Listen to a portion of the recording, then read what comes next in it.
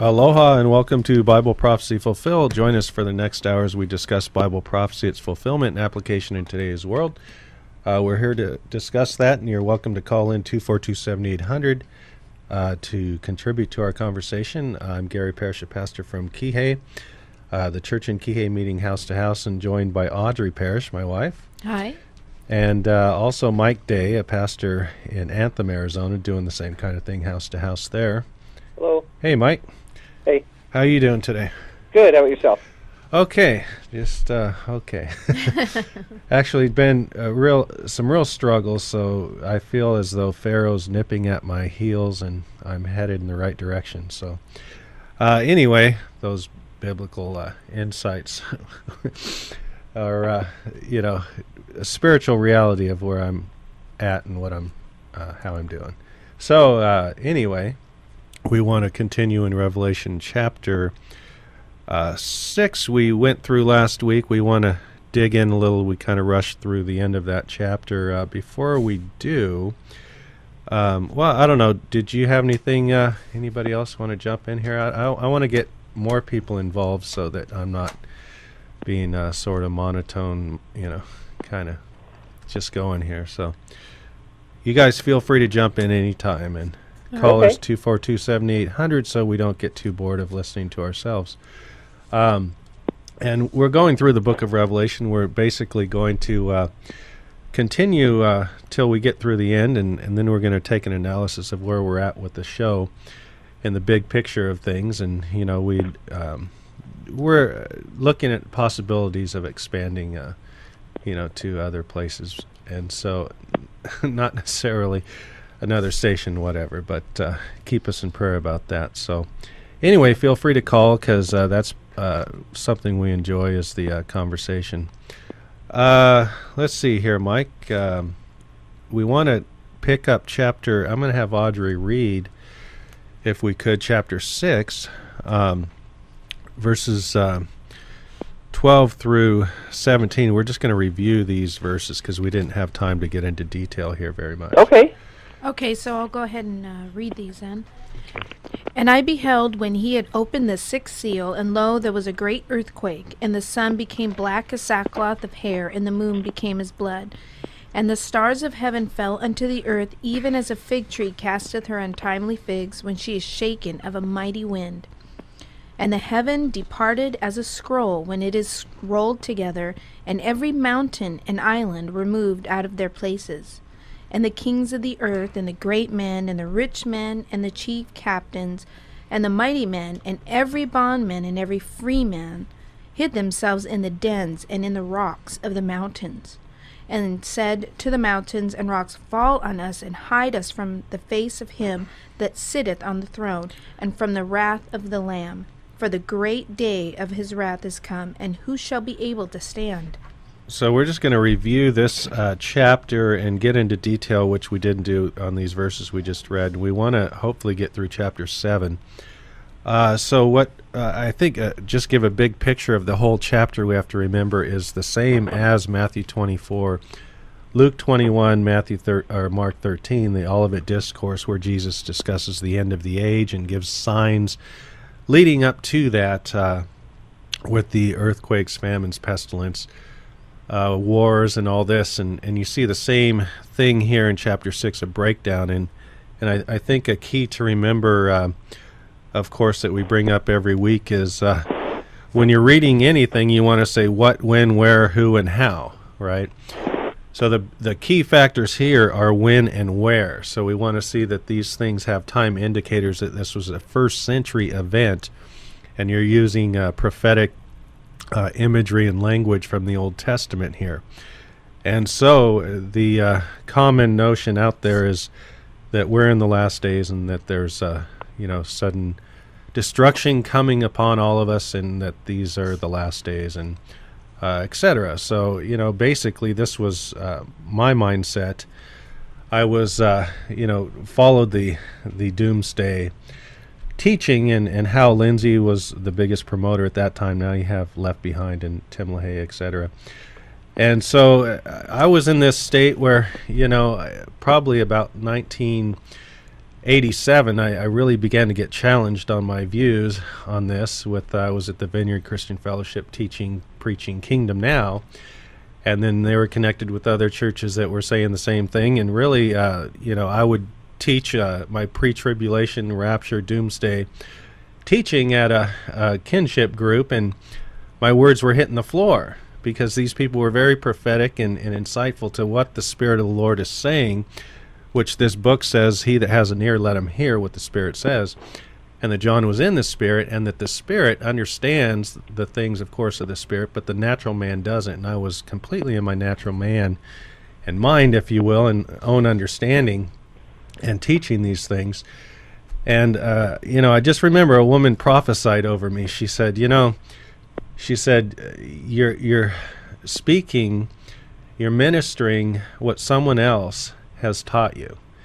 She said, as the Lord speaking, that I will write upon your heart, not another, with my finger, not with the hand of man. And, this was around, like I said, around 87, 90, I really began to be challenged on this. Kingdom Now, and then the other side was really fighting it hard and saying, there's a kingdom without a king, what are you talking about? And of course, I understand now that, is Jesus King of Kings or is he not? We sing it at Christmas. Are we just kidding or what? So there is a king in this kingdom, but it's not a kingdom of this world. It's a spiritual kingdom.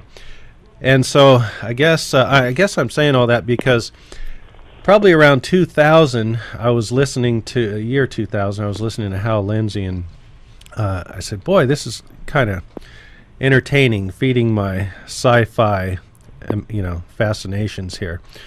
And so I'm listening to Hal Lindsey, and my wife said, what, kind of confronted me, like, what are you listening to that for, sort of. I was watching TV, and she said, that stuff already happened. And see, I had come to hear some of that, but never really got some detail as to exactly how and how to, handle certain scriptures that seemed to indicate to me otherwise. And so she just said it in such a way that there was this faith where she really believes that. And I just was like, boy, I don't know how you can handle certain scriptures like, what is it, 2 Peter, where the earth will be consumed by fire. And we've looked into that 1,000 times on this show, just that it's referring to the elements will melt with fervent heat, that the, philosophies, teachings, and rudiments of the law and all, of the old heavens and earth, the old rule, the old covenant. And that's what the Bible prophecy is about, is the end of the old covenant, coming to an end, the old covenant system revolving around the temple. And so I just wanted to say that, that my wife, she brought me out. I was living in Lindsay land, I call it. So she brought me out of this. And so now we're in reality in looking at the book of Revelation, and some of this language here, Mike, when it talks about the sun and the moon, the stars, where do we want to go with that? How do we want to take these verses? Well, if we look at verses 12 and 13, I mean, through the Western mind, we're taking these things in the natural. But we got to get into the mind and the culture of what was going on in the Middle East. How would they look at these things? So we look back in the Old Testament, and there were prophecies like concerning the fall of Babylon. I'm going to turn there real quick. It's in Isaiah 13:10. And let me just read it to you real quick here. It says, "For the stars of heaven and their constellations will not give their light. The sun will be darkened in its going forth, and the moon will not cause its light to shine." And this isn't a natural cataclysm. This is referring to the judgment, the destruction of Babylon. And then there's another one, Ezekiel. We turn there. It's 32 verses 7 and 8. So nothing happened to the sun and the moon and the stars when that prophecy was fulfilled, when the Babylon was taken over and judged by the Medes and the Persians. Exactly. And I'll read Ezekiel 32, 7 and 8. It says, "When I put out your light, I will cover the heavens and make its stars dark. I will cover the sun with a cloud, and the moon shall not give her light. All the bright lights of the heavens I will make dark over you, and bring darkness upon your land, says the Lord God." And this here is talking about God's judgment upon Egypt. Right. And so it's very common, images like the sun going dark, the moon turning to blood. This refers to judgment on a nation. In Genesis, when Joseph had that dream about his brothers and his mom and dad bowing down to him, and he said the sun, moon, and the stars bowed down to him. They didn't take that in the natural. I think his dad said, "What, am I also going to bow down to you?" And so they clearly recognized that that meant governing authorities, and that's how it's used throughout the Old Testament. And that's what's being talked about here in the verse where it says that the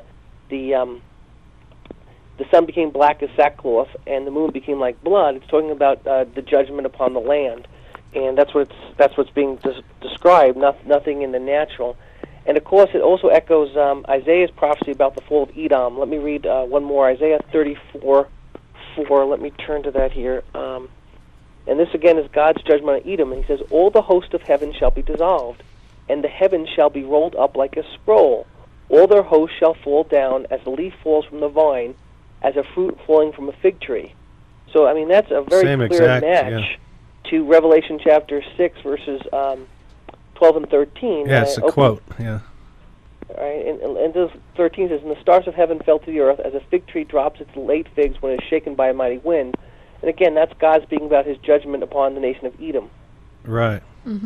And so we have to see that this is prophetic language, and nothing happened to the physical sun and the moon and the stars. Exactly. It's not talking about the physical sun, moon, and the stars. They're being used as symbols for governing authorities, and that's kind of foreign to our Western minds, but that's the Old Testament mindset. And you see flags all over the world with stars, suns, and moons, which are a symbol of ruling. One will rule the night, one will rule the day, and so that their rule was being, put out, lights out, if you will. So, yeah, that's good. Do you want to add anything more there, Mike? There's probably about 25 or so that from the Old Testament that use this imagery of the sun and the moon, the stars, when referring to a judgment of a nation. Yes, there's a whole host of them. I think probably the one that matches the best is probably Isaiah 34:4.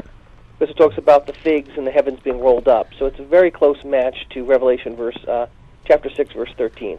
Right, and so I think 14 too. Yeah, the figs. So what I want to do is I was starting to read Isaiah 24 last week, and I just have to highlight a few things. And again, prophetic language here. The prophet Isaiah 24, verse 11, he speaks of wine and joy, and we looked at that last week. And just that in the midst of this tribulation, they could have joy and lightness of heart as a symbol of wine. So, and blessing in the new covenant. You can have all this in the midst of economic collapse was the context of what we read there in Revelation chapter 6 last week. And so the context is the same, and the language, the prophetic language is the same in Isaiah 24. That was verse 11.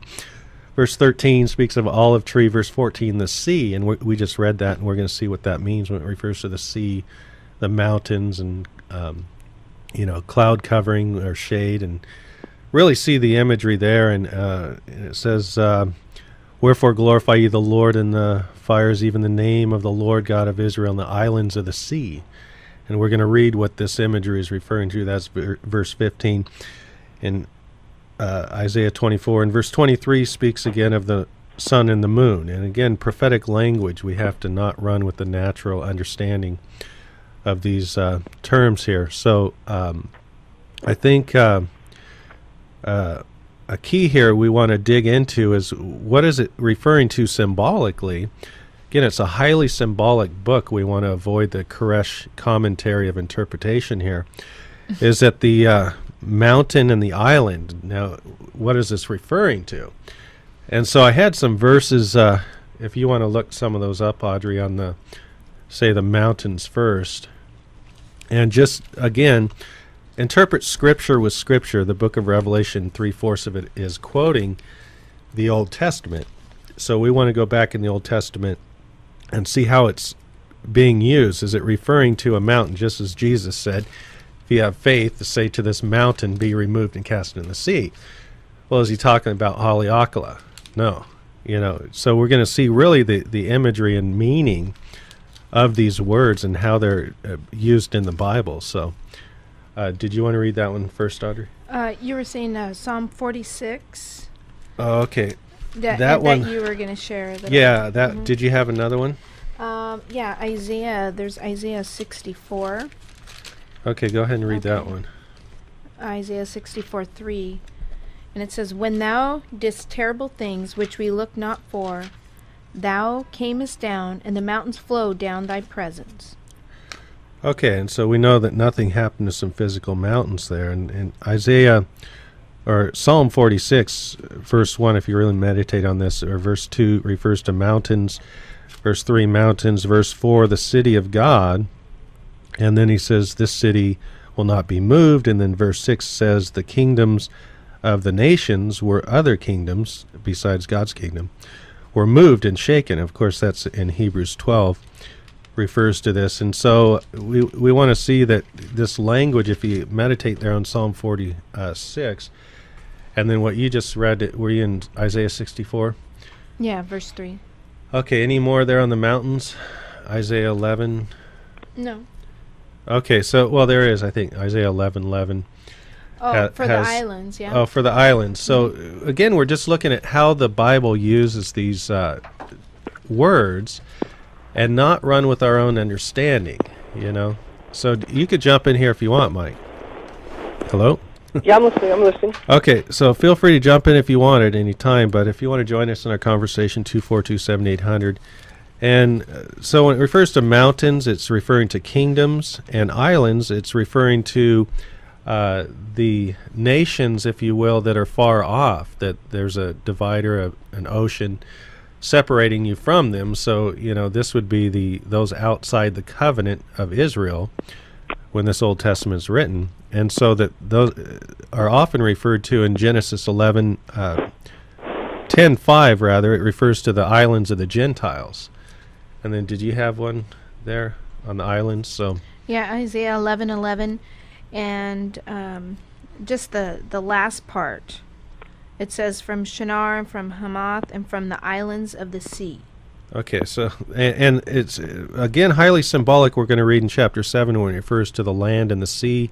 And throughout the book, it's going to have the land and the sea beast. And really referring, just a real quick note on that, the sea would be, again, the Gentile peoples, and the land would be the people of the land, the holy land at the time, the covenant land. So, just a key there. And so islands are those who are far off, and again, islands, you know, there's no place to hide from this that was coming, this shaking, if you will, that was coming politically, economically, with war, with everything in the first century. And so there's no place to hide, and people were even trying to hide in caves. You know, that's what it's going to read here next.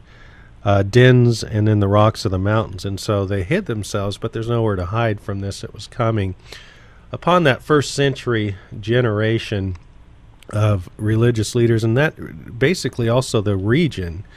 You know, there's no place to hide. This shook the entire Roman world. And again, we want to know when the book of Revelation refers to the earth or land, it's not referring to the globe. These are not global things. As the book of Acts says that, you know, Paul turned the whole world upside down with the good news, but it really means the oikomene, or Roman Empire.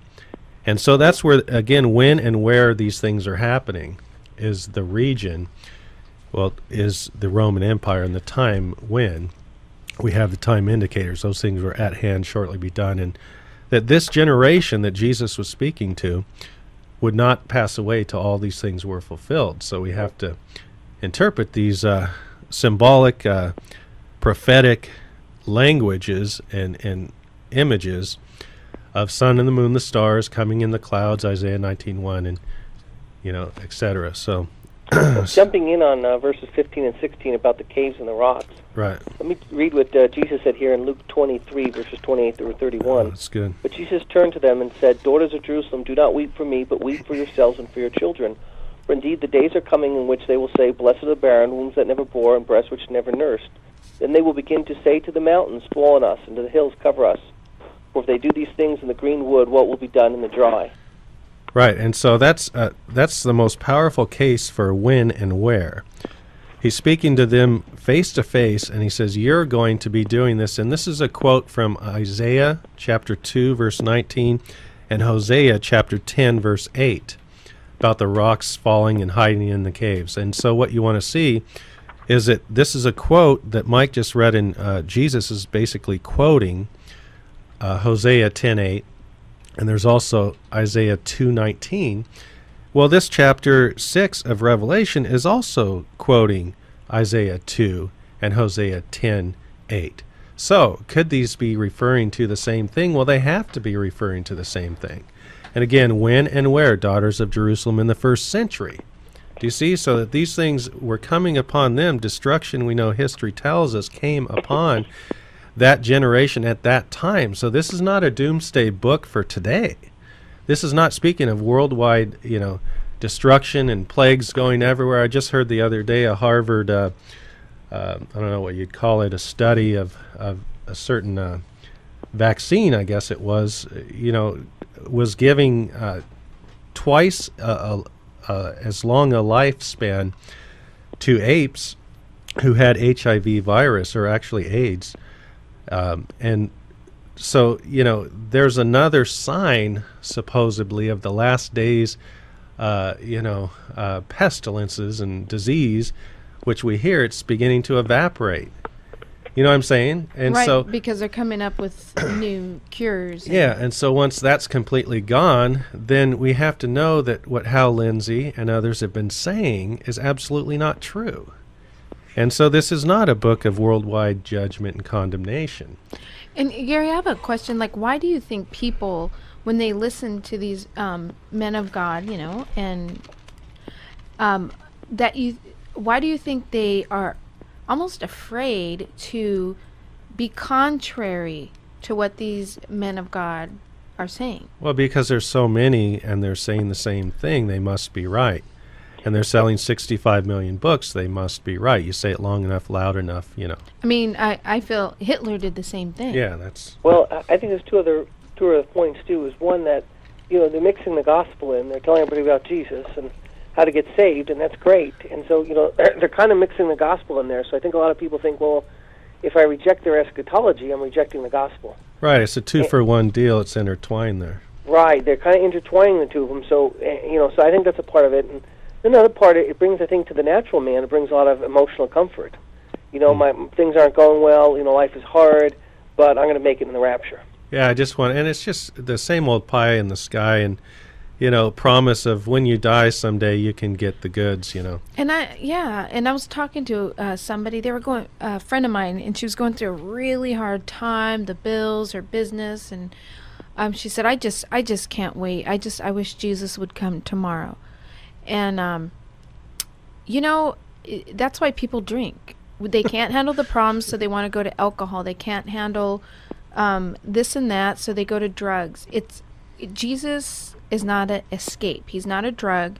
His kingdom is now, and he's here so that you can conquer and overcome. Yes. And become victorious, and then have a word, have a testimony, and then be able to tell other people, hey, this is hard, but I know something. I know a quote-unquote drug that could help you get through it. I know this person that could help you get through it.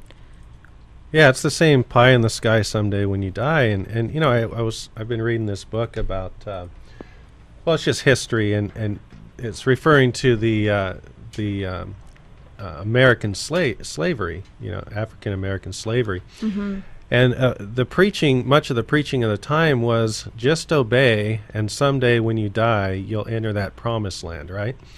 You'll get the freedom and the goods then. I mean, that's what we're kind of being sold now.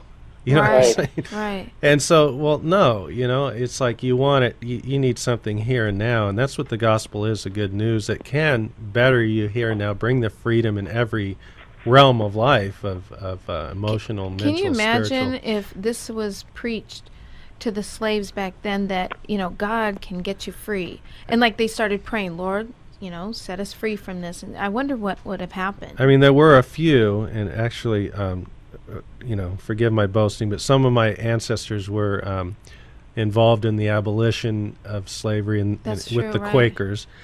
And so, they preached, hey, here and now, there can be change. Right. And, it really doesn't, that's why you have, I consider an apathetic, pretty weak church, if you will, in the United States, because this is so swallowed whole. of someday when I die and I just don't want to pay my bills and deal with it. So, And also I was reading a book on this missionary to Asia, and he was talking about how weak America is, the church is, to helping the people in third world countries because of this apathetic kind of thought. well, it plays in with the eschatology. This is supposed to happen. It's a sign that is told of in the end times that there would be famines, and so this is good. This is a sign that things are about to get better, which is so warped.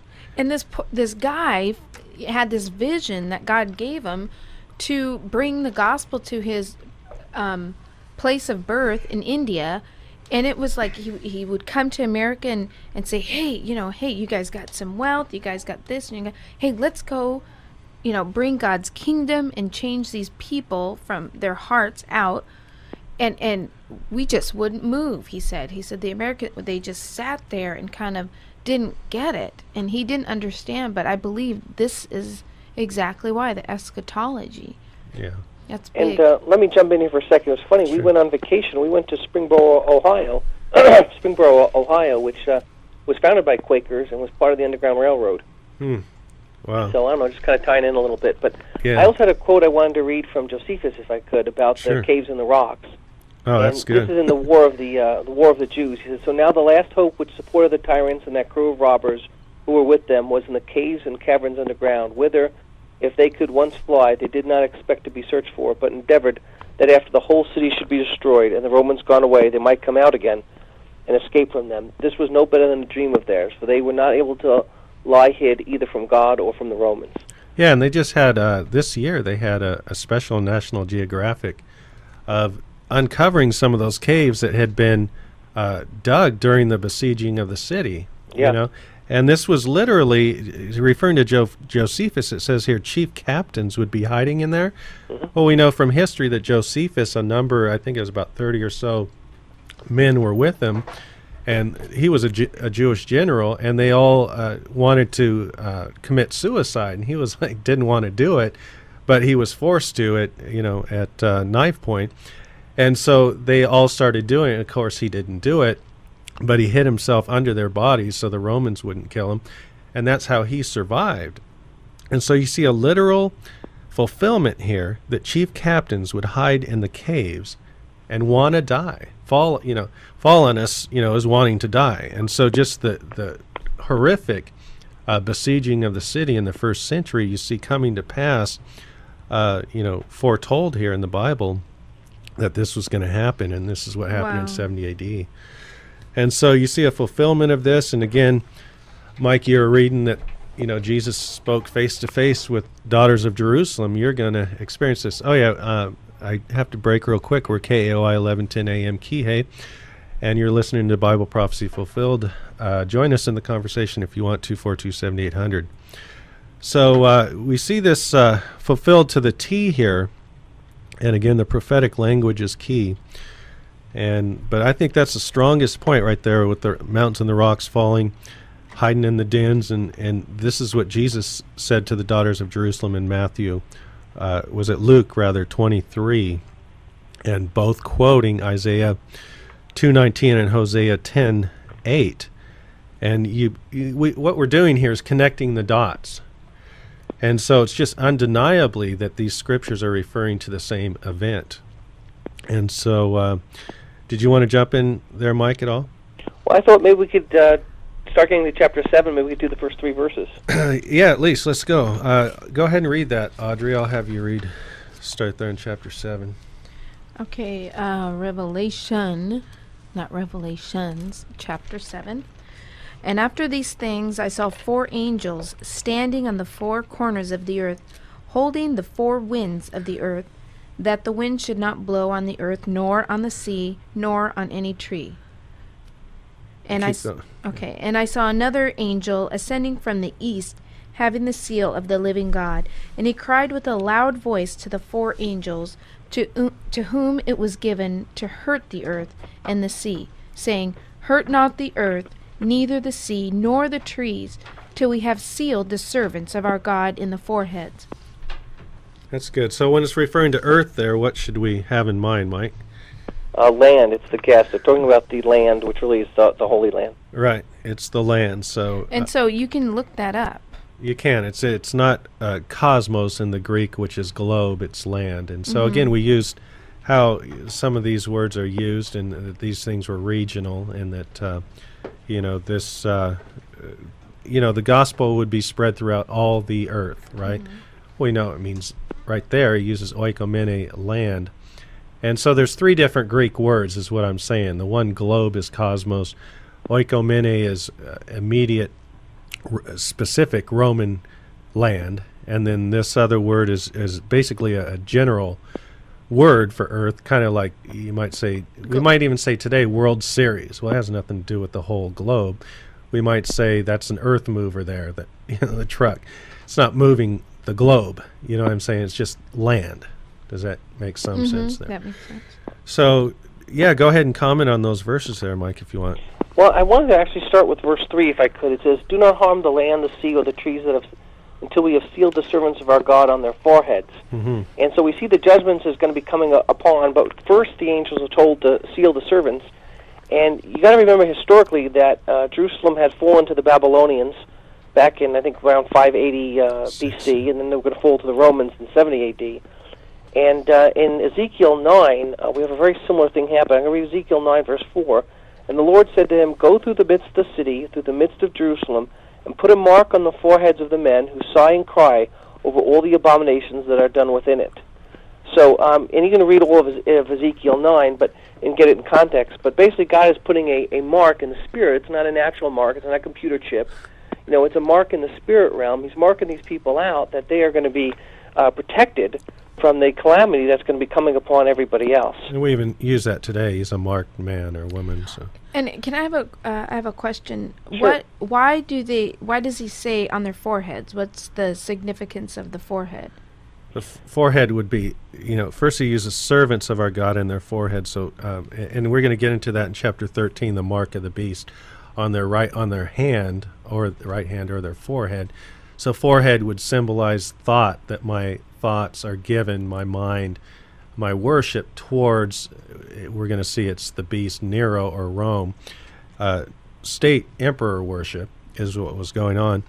And then we want to see here that also servants, that's with the hand, you serve with the hand. So that's later in chapter 13 also.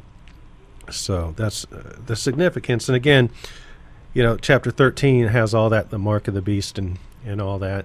And then chapter 14:1 says the same thing this says, the servants of God sealed in their foreheads. You can't say, well, this one is symbolic and this one's a computer chip, and kind of have that kind of, leeway with the Word of God. It has to be consistent. So, and that's key. And the imagery here is that there's an agent. We know that, or an angel. We want to see that these angels, if you will, in the spiritual realm, were using agents, which were Roman agents being used to carry this stuff out, and that the four winds, and there's no moving of the spirit at this time, if you will, in a good sense. It was, trees symbolizing men, right? Blessed is he that meditates on the word day and night. He'll be like a tree planted by the rivers of water, right? Isaiah 61, trees of life. So this imagery is referring to men. One time a man was partly blind and saw men as trees, and so the symbolism here of trees is men that this is coming upon. And I guess we could continue there in verse 4, unless you have something more, Mike, there. Well, I just want to add that Ephesians 1:13, we're sealed with the Holy Spirit. Yeah. And so that the seal they're putting on is a mark in the spirit realm. And in Ezekiel 9, they're putting that on the foreheads of the people and marking them out as God's people. So that's kind of what's happening here, is that the servants of God are being marked out, that they're going to be protected, and they're going to be able to endure through to the end and be saved from the calamities that are coming upon the land. And it's a mark of ownership. So. Yes. Yeah, go ahead and continue reading there, Audrey.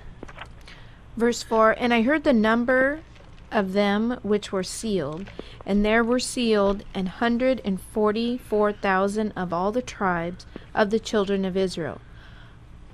Of the tribe of Judah were sealed 12,000. We'll And stop right there. I was waiting. I paused for you to stop me, but So are these Jehovah's Witnesses here? Did you guys know Jehovah's Witness teaching?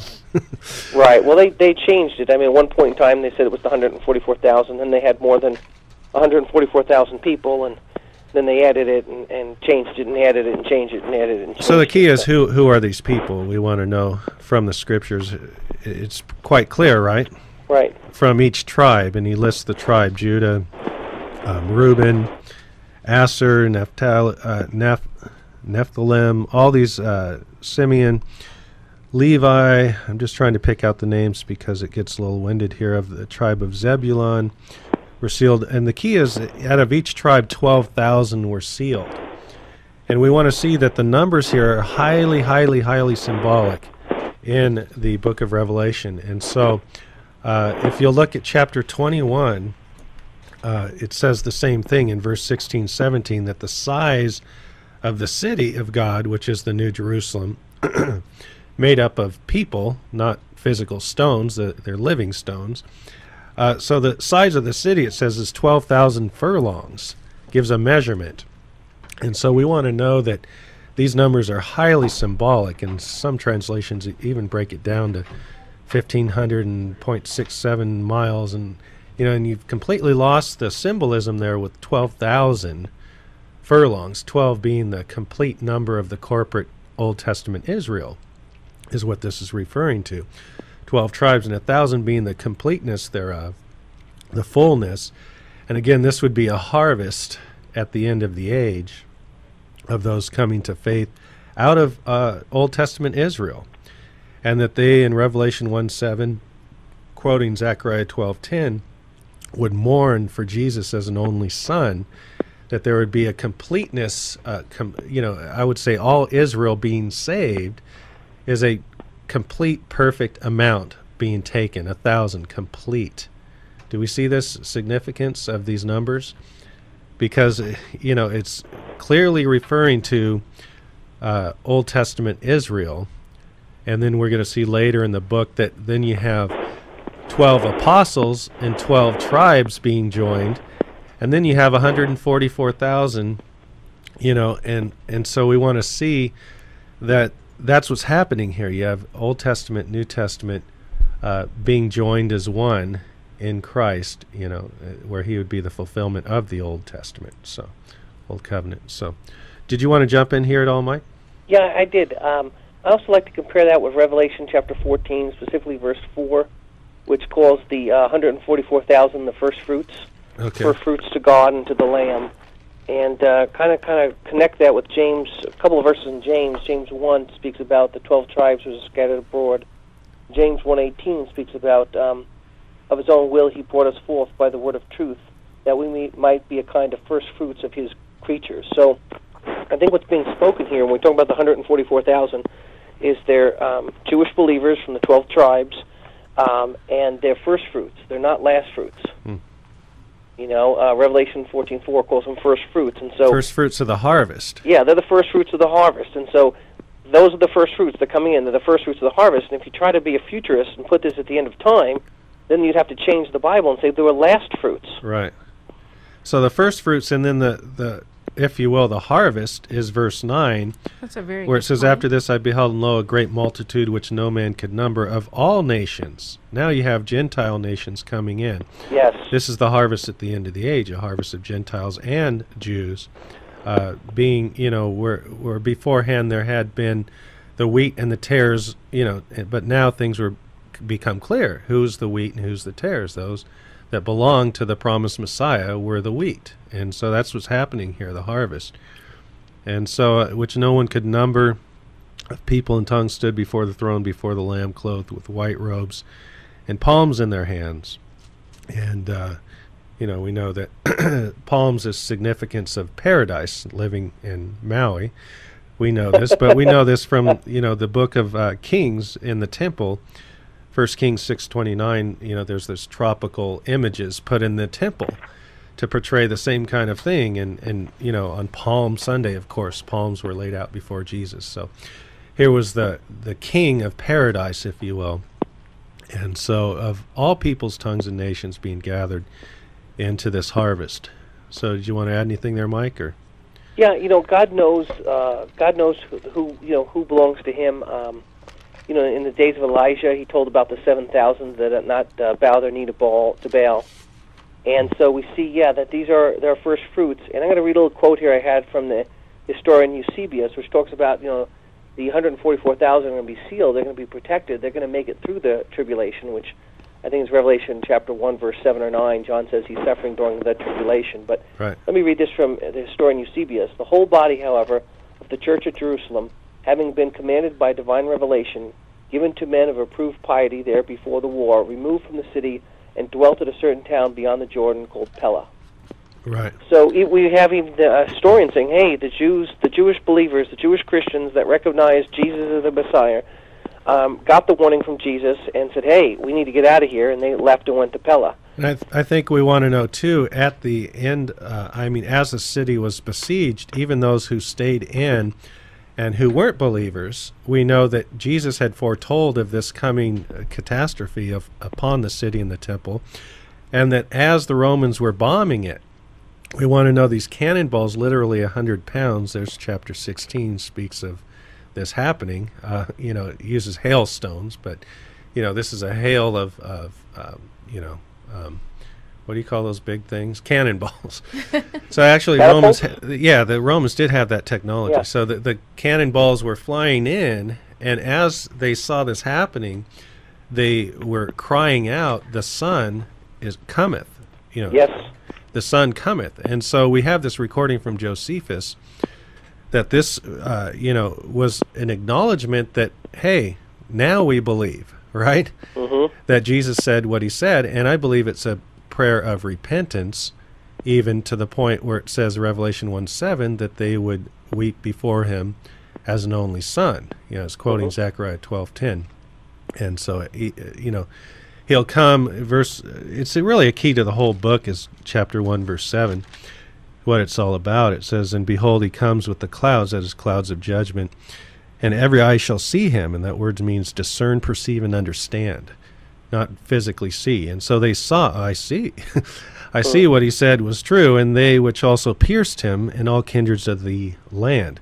And so, and it actually means they're the tribes of the land, the 12 tribes. We were just reading that, right? Right. And so that they would see this. It says they which pierced him. Well, they which pierced him are not around today. Do you see? And so this is a first century fulfillment. Yes. And so let's go back there to chapter 7. And so verse, how far do we get? Verse 9? Or? Well, you want to skip where it says tribe. And if you want to join us in our conversation, 242-7800, we're discussing Bible prophecy and going through the book of Revelation. And go ahead and pick that up there if you want, Audrey. Verse 10, right? Okay. And cried with a loud voice, saying, Salvation to our God, which sitteth upon the throne, and unto the Lamb. And all the angels stood around about the throne, and about the elders and the 4 beasts, and fell before the throne on their faces, and worshipped God, saying, Amen. Blessing and glory and wisdom and thanksgiving and honor and power and might be unto our God forever and ever. Okay, you can. This is just a worship scene. There's not much explaining. I don't think we need to do there. And one of the elders answered, saying unto me, What are these which are arrayed in white robes, and whence came they? And I said unto him, Sir, thou knowest. And he said to me, These are they which came out of the great tribulation, and have washed their robes, and made them white in the blood of the Lamb. Just go ahead and finish reading that chapter, and we'll come. Therefore they were before the throne, and serve him, throne of God, and serve him day and night in the temple, and he that sitteth on the throne shall dwell among them.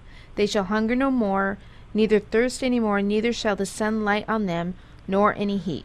And then the last verse, for the Lamb which is in the midst of the throne shall feed them, and shall lead them into the living fountain of waters, and God shall wipe away all the tears from their eyes. Again, going through the first century persecution was a traumatic experience, and this is what it's describing. So, did you want to jump in here, Mike? And Well, I think I just looked at it. It was Revelation chapter 1, verse 9, where just another little point is that John says he's suffering during the tribulation.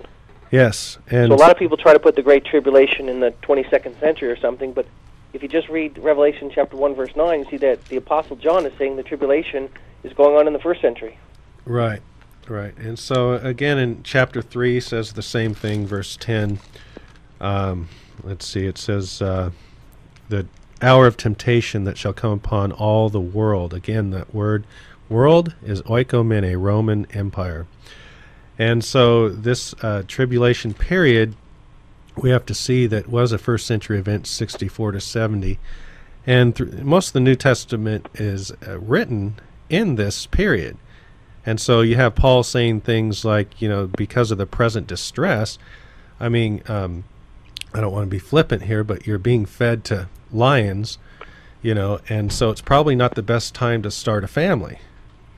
1 Corinthians 7, I think it's 29, says, it's better that you don't get married at this because of the present distress, he says. And so they're going through this period, and we know Peter talks about the same thing, that they were about to face a fiery trial. 1 Peter 4:12, James, count it all joy when you endure tribulation, and this is the tribulation period. And so, we want to see that this was a first century event, the Great Tribulation, and it's such a horrible thing to have hanging over the head of the church today in a defensive posture that, oh no, things are getting worse and worse, and where's the Antichrist, and all this nonsense of real paranoia is what you get from these books Left Behind and the movies, etc. So it's just a real relief to know, freeing, if you will. There's freedom there to not have this nonsense hanging over your head. And so, it affects your outlook. I almost didn't go to college. So I said, they said this sign and that sign's happening, and, this was 1982. They said this and this is happening, and, and this is it. Over in the Middle East, this is happening, and it's funny how the players change, in their scenarios. But it's almost like the president of Iran. He has the same kind of concept. 2 or 3 years, and this we're looking for this Messiah, this Mujahideen or whatever they call it, and so we've got to get things going here and start blowing things up. Well, that's basically what he says. But it's same concept is being taught from the pulpit on end times eschatology and Bible prophecy, except they just have different players. So it's real freeing to know that this is not hanging over the head of our world today. Yeah. So you want to jump in there at all, Mike? Yeah, just with the 144,000, the destruction of the temple and the old heavens, the old earth, the Gentiles then get grafted in, and we see the other nations coming in. And I just want to read these 3 verses. It's from Matthew 22, verses 7 through 9. It says, "When the king heard about it, he was furious, and he sent out his armies, destroyed those murderers, and burned up their city. Then he said to his servants, 'The wedding is ready, but those who were invited were not worthy. Therefore go into the highways, and as many as you find, invite to the wedding.'" So we see that in addition to the 144,000, that then the gospel is going out to the Gentiles, the other nations, and they're being grafted in. And I think the applications of that in Romans, I think 9:24 and 1 Peter 2:9. Okay. And I think in Hosea, another similar thing happens where God he seeks a new family from a rebellious wife and children, and so that's kind of the overall kind of picture of what's happening here. And in effect, God is divorcing apostate Israel, those who rejected their Messiah, and He's marrying the church. He's marrying Jews and Gentiles, whoever would believe in His Son. Yeah, and all are included. This is all are included in this, and so no one's excluded. So right, and those are the quote tribulation saints. I don't know if you've heard tribulation saints and kind of like a Left Behind idea. Well, the tribulation saints went through the tribulation in the 1st century. They were faithful. So again, in imagery here, we have it refers to verse 16. Says, "Neither shall the sun light upon them." And we want to see the Old Testament, we know, with the cloud by day and the fire by night. The cloud was a blessing. I mean, living in hot areas like you do, Mike, in Arizona, and we do here in Maui, shade is a blessing. Mhm. Right. Indeed. So I want you to read just that the Bible speaks of shade in this way. So Okay. go ahead and read that. We have Audrey. about 3 more minutes. So Psalm 121, 5 through 7, it says, "The Lord is thy keeper. The Lord is thy shade upon thy right hand. The sun shall not smite thee by day, nor the moon by night. The Lord shall preserve thee from all evil. He shall preserve thy soul." Right, and so we know Psalm 91 says, he'll keep us in his shadow, right? Right. That we'd be near and protected from the elements, the harsh elements. In Isaiah 49:10, the same imagery says, "They shall no longer hunger nor thirst, neither shall the heat nor sun smite them." So, again, it's language of blessing here, and it's not referring to the ozone layer or something, that is being interpreted today. Right. And so he says that he'll feed them the fountains of living waters, and we know Psalm 23 refers to being fed by the Lord at his table and laying by the waters, right? Green pastures. And so this is covenantal language of blessing. And so, it's just too bad that we have the newspaper eschatology and just, trying to fit this into current events, etc. So we got to... I'd like to add one thing before I know we're closing out, but I was listening to Janet Parshall's America several days ago. Right. And I think it was Tim LaHaye or someone came out with a new book, The Rapture, I think, and he was putting forth the whole futurist view, and I kept trying to call in, and I could never get in. Don't bother. I could never get they'll put into the mute show, button but on. I did keep calling, and it was interesting that at least they mentioned preterism. Janet Parshall mentioned it. She goes, "Oh, and there's this other view called preterism," and the speaker, tried to knock it, and he threw out some, I wish I'd gotten on the air because I could have refuted what he was saying, but he threw out a couple of normal things they throw out, and boy, I just, it's just so prevalent out there on the radio and books and everything. And if you can just get on and just get in the Word and say, wait a second, let's give these two views equal time. Let's give them both a half hour, and let's get on here and show both points of view, and then let the listener decide. I wish I could have gotten on, but I never got through. Yeah, if you get on, they'll push the mute button, believe me. So I've done that with some of them, Hal Lindsey, etc. But, I noticed, too, this guy Woodrow Kroll, I listened to Woodrow on the radio, and he actually said that we're actual Christians. Those with the preterist or past fulfillment view are actual Christians, and that our fellowship isn't dependent on if this thing happened in the past or the future, which was positive, and he just... it was encouraging, even though he tried to shoot it down with some pretty weak points. His name's Woodrow, and they call him Wood for short because some of that teaching is wood, hay, and stubble. So anyway, join us again next week, Bible Prophecy Fulfilled. We're at the church in Kihei, 298-6345. Thanks for coming on, Audrey Thank you. and Mike.